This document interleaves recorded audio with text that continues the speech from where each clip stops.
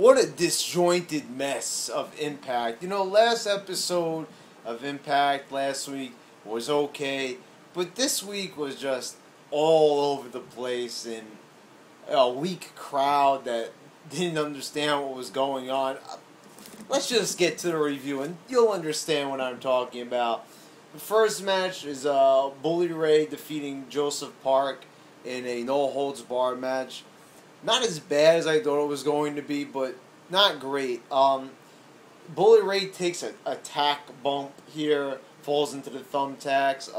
I just thought that was a waste of a spot. I mean, that's a cool spot. I love when they bring out the thumbtacks, but you know, he takes this brutal bump, and it's not even worth it because the matchup was really not that great. Joseph Park spine busters him onto those tacks, but Bully Ray kicks out. Then Bully Ray comes back with the chain and ends up pinning Joseph Park. And then the match isn't over. Bully Ray still tries to bully Joseph, and he ends up getting black hole slammed. And Bully Ray's all confused, and the announcers are saying, "What's going on?" So now apparently it would seem that they're going to make it like Joseph Park is not an individual character, but like he has amnesia or some garbage like that, and he's going to all of a sudden realize that he's Abyss one day. Once again, the storyline's going on for way too long, and Jesus fucking Christ, it is just getting so dragged out. So dragged out, my God. Up next, we got RVD defeating Samoa Joe in a Bound for Glory series match. Very sloppy, no motivation from either guy in this matchup. So disappointed in Samoa Joe. RVD, he's got an excuse. He's, been broken down over the years, so he really doesn't have any more 5-star matches left in him. It's quite apparent. But this was just a slow and sloppy match with a lot of botches in there. So, not horrible botches, but nothing was smooth in it, and it was really short, so just some garbage, throwaway shit here. Up next, we've got AJ and Daniels in the little high school little drama.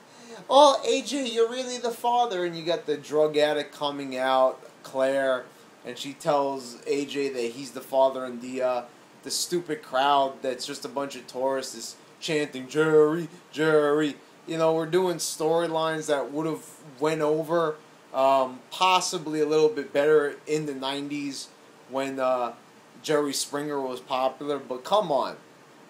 This is fucking retarded as hell, and the storyline is just getting out of control. It just keeps getting worse and worse. Very dragged out, just like the Joseph Park angle. Very dragged out.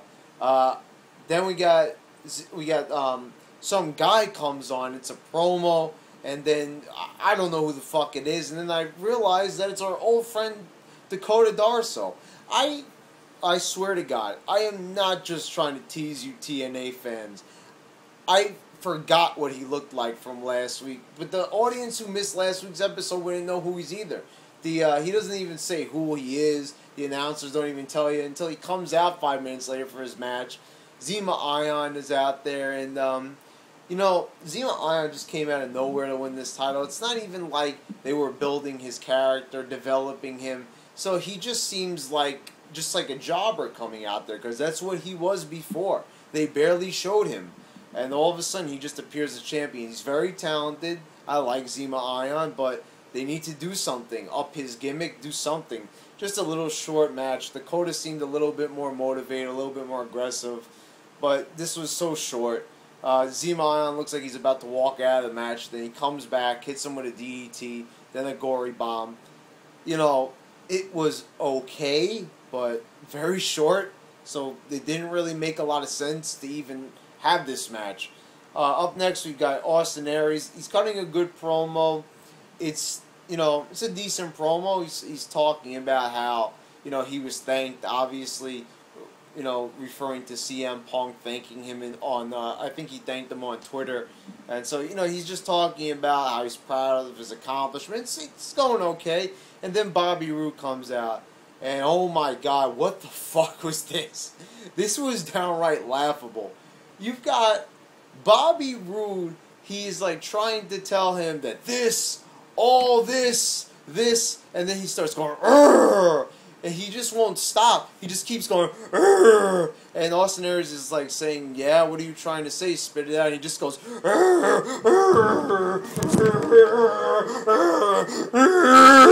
Urgh!" It won't stop. It just won't stop. He just keeps doing that. So much overacting. And he just says, "This is a fluke." After 10 minutes of going, "Urgh!"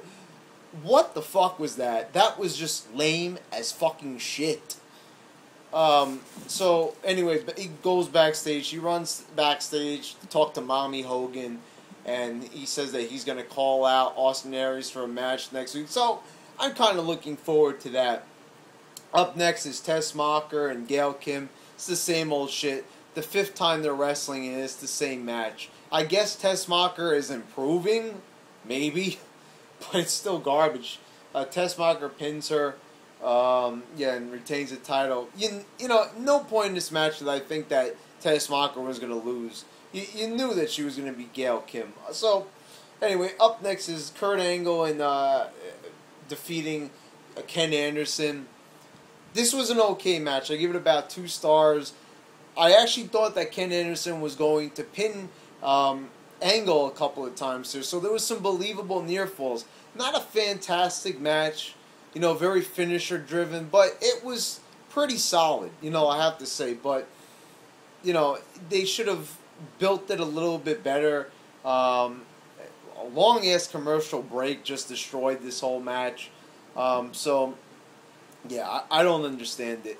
So they should have really given it a little bit more time to build, but look what was next. Sting comes out to the ring, and throughout the whole night, Sting is holding playing cards. He's talking about the gang that beat him up after a month ago. They finally remembered about this storyline. And so now they're bringing it back, and Hulk Hogan gets beat up backstage, and then they come out to the ring and they beat up Sting, and, they just look silly in the masks. No one was into it. The whole tourist crowd was just confused here. Don't understand what's going on. They waited a month to give a follow-up to the storyline. So yeah, the whole thing, this was just total garbage the whole way through. One decent match with Angle and Anderson. And I know all you fans, you fanboys, you're hating. Why do you watch, you WWE mark? Listen, I'm a wrestling fan, not a WWE mark, not a TNA fan, not a TNA mark. I just like wrestling, that's all. And this wasn't good wrestling tonight. One decent match, and that's it. A whole bunch of garbage. Try to defend this night. Tell me something that was good on the show that was really great. There was nothing great. It was just garbage.